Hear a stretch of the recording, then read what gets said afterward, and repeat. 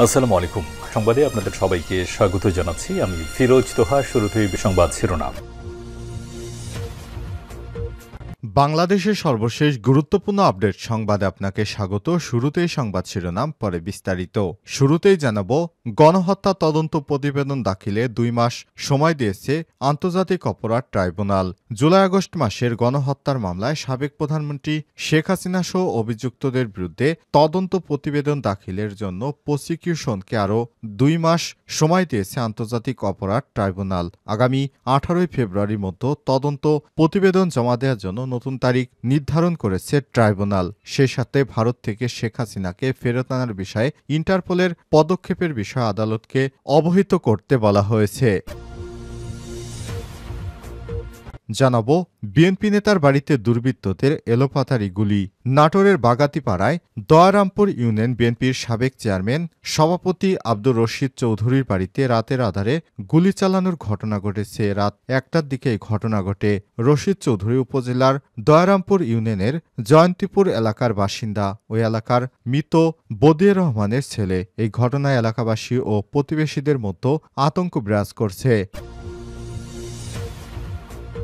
এবারে জানাবো, কেন্দ্রীয় ছাত্রলীগ নেতা আদনান গ্রেপ্তার। নিষিদ্ধ সংগঠন ছাত্রলীগের কেন্দ্রীয় নেতাকে গ্রেপ্তার করেছে পুলিশ। রোববার রাতে রাজধানী থেকে তাকে গ্রেপ্তারের পর 16 ডিসেম্বর বিকেলে তাকে নিজ জেলা পটুয়াখালী আদালতে সোপর্দ করা হয়। আদালতের নির্দেশে তাকে জেলে পাঠানো হয়েছে।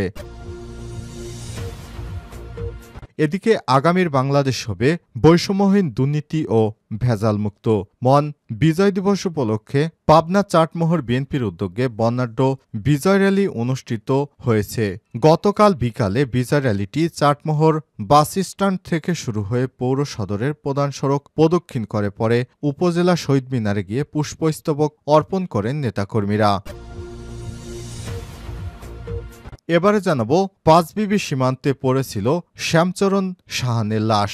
জয়পুরহাটের পাঁচবিবি উপজেলা ধরঞ্জি ইউনিয়নের তাজপুর সীমান্ত এলাকার আলুক্ষেত থেকে শ্যামচরণ পাহান 63 নামে এক মানসিক ভারসাম্যহীন ব্যক্তির মরদেহ উদ্ধার করেছে পুলিশ। আজ সকালের দিকে ভারতের সীমান্তরক্ষী বাহিনী বিএসএফের গুলিতে বাংলাদেশের ভিতরে প্রায় 200 গজ পূর্ব দিকে তার আলুক্ষেতে পড়েছিল তার লাশ। এবং সর্বশেষ জানাবো, রেলপথ ছাড়লেন আন্দোলনকারীরা, ট্রেন চলাচল শুরু। আগামী বৃহস্পতিবার 19 ডিসেম্বরের মধ্যে রেলওয়ে অস্থায়ী গেটকিপার ওয়েম্যানদের বকেয়া বেতন দেয়া হবে কর্তৃপক্ষের এমন আশ্বাসে রেলপথ ছেড়ে দিয়েছে আন্দোলনকারীরা। মঙ্গলবার 17 ডিসেম্বর দুপুর 2:30টার দিকে রেলপথ ছাড়েন তারা। ফলে 3 ঘন্টার পর ঢাকার সঙ্গে সারা দেশের রেল যোগাযোগ স্বাভাবিক হয়েছে। প্রিয় দর্শক, এতক্ষণ শুনছিলেন সংবাদ শিরোনাম, এবারে বিস্তারিত। তবে তার আগে বন্ধুরা, অনুরোধ থাকবে সংবাদটিতে একটি লাইক দিন। এই চ্যানেলে আপনি নতুন হয়ে থাকলে আমাদের সংবাদটি দেখতে দেখতে চ্যানেলটি সাবস্ক্রাইব করে রাখুন। কমেন্ট করে বন্ধুরা আপনার মূল্যবান মতামত জানিয়ে দিন আপনি বিশ্বের কোন দেশ থেকে বা বাংলাদেশের কোন স্থান থেকে আমাদের সংবাদটি দেখছেন এবং শুনছেন। এবারে বিস্তারিত। গণহত্যার তদন্ত প্রতিবেদন দাখিলের জন্য 2 মাস সময় দিয়েছে ট্রাইব্যুনাল।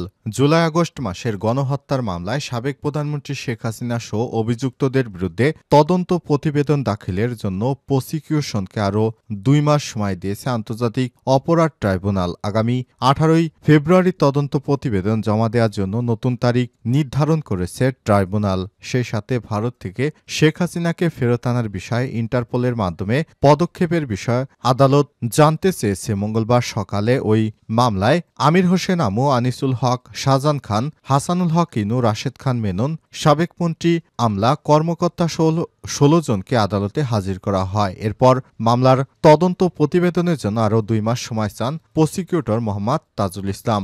গণহত্যা সহ মানবতা বিরোধী অপরাধ সংগঠনের অভিযোগে গত 17 অক্টোবর সাবেক প্রধানমন্ত্রী শেখ হাসিনা এবং তার সরকারের মন্ত্রী, প্রতিমন্ত্রী সহ 46 জনের বিরুদ্ধে গ্রেপ্তারি পরোয়ানা জারি করেছিল আন্তর্জাতিক অপরাধ আদালত ট্রাইব্যুনাল।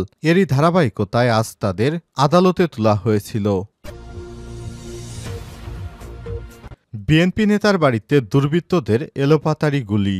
নাটোরের বাগাতিপাড়ায় দরারামপুর ইউনিয়ন বিএনপির সাবেক সভাপতি আব্দুর রশিদ চৌধুরীর বাড়িতে রাতের আঁধারে গুলি চালানোর ঘটনা ঘটেছে। সোমবার ১৬ ডিসেম্বর রাত ১টার দিকে এই ঘটনা ঘটে। রশিদ চৌধুরী উপজেলার দয়ারামপুর ইউনিয়নের জয়ন্তীপুর এলাকার বাসিন্দা এবং ওই এলাকার মৃত বদিয়ার রহমানের ছেলে।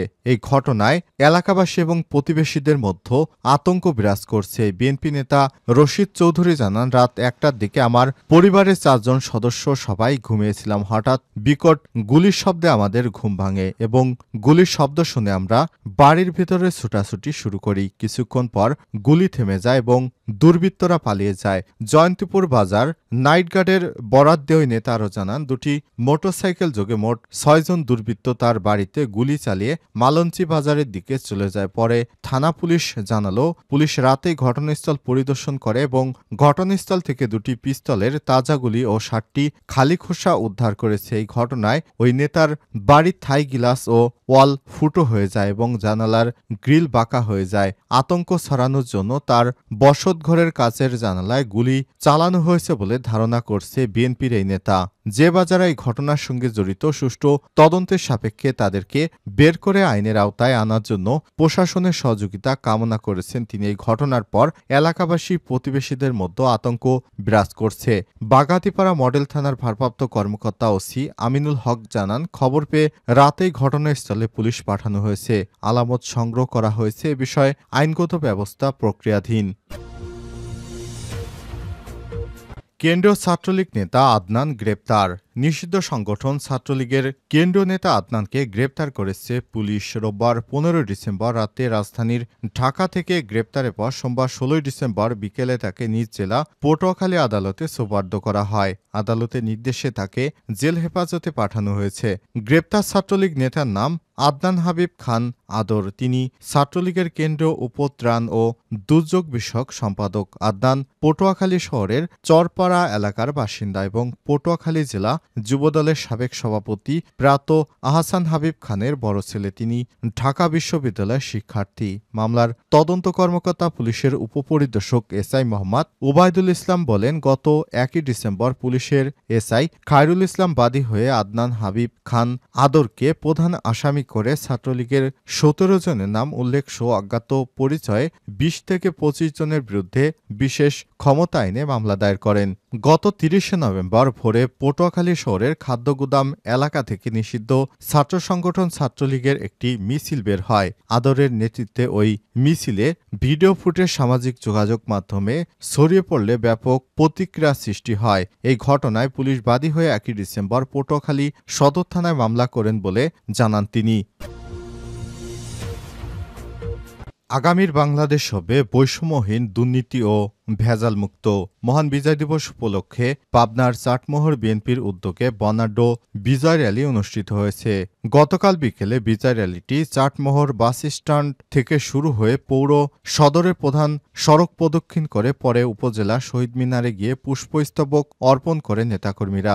চাটমোহর উপজেলা পরিষদের সাবেক চেয়ারম্যান ও উপজেলা বিএনপির সাবেক সদস্য সচিব হাসাদুল ইসলাম হীরার নেতৃত্বে র্যালিতে উপজেলা এবং পৌরসভার বিভিন্ন ইউনিয়ন থেকে আগত কয়েক হাজার নেতাকর্মী অংশগ্রহণ করেন। পরে উপজেলা বিএনপির সাবেক সদস্য সচিব হাসাদুল ইসলাম হীরা সাংবাদিকদের বলেন, দীর্ঘ ১৭ বছর বিএনপি এমন উৎসবমুখর পরিবেশে বিজয় দিবস উদযাপন করতে পারেনি, ফ্যাসিস্ট সরকার করতে দেয়নি। তাই স্বাধীন দেশে নতুন করে আমরা বিজয় দিবস উদযাপন করছি। আমাদের নেতা তারেক রহমানের একটাই নির্দেশ, এদেশে কোনো অনিয়ম, দুর্নীতি, ভেজাল থাকবে না। তাই আগামীর বাংলাদেশ হবে বৈষম্যহীন, দুর্নীতি ও ভেজালমুক্ত বাংলাদেশ। সেই বাংলাদেশ গড়তে বিএনপি কাজ করছে, আগামীতেও করবে।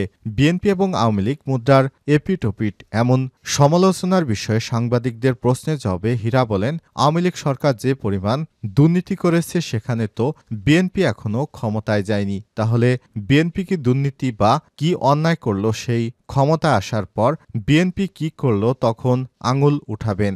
অন্তর্বর্তীকালীন সরকার আছে, বিএনপি কোনো নেতাকর্মী অন্যায় দুর্নীতি করলে তাদের আইনের আওতায় নিতে পারে, কোনো সমস্যা নেই। আমাদের দলের চেয়ারপারসন বেগম খালেদা জিয়ার নির্দেশে, ভারপ্রাপ্ত চেয়ারম্যান তারেক রহমানের নির্দেশে দুর্নীতিবাজ যেই হোক না কেন তাদের আইনের আওতায় আনতে হবে এবং আগামীতেও যেখানেই সমস্যা হবে সেখানেই তাদের বিচারের আওতায় আনতে হবে, কোনো আপত্তি থাকবে না।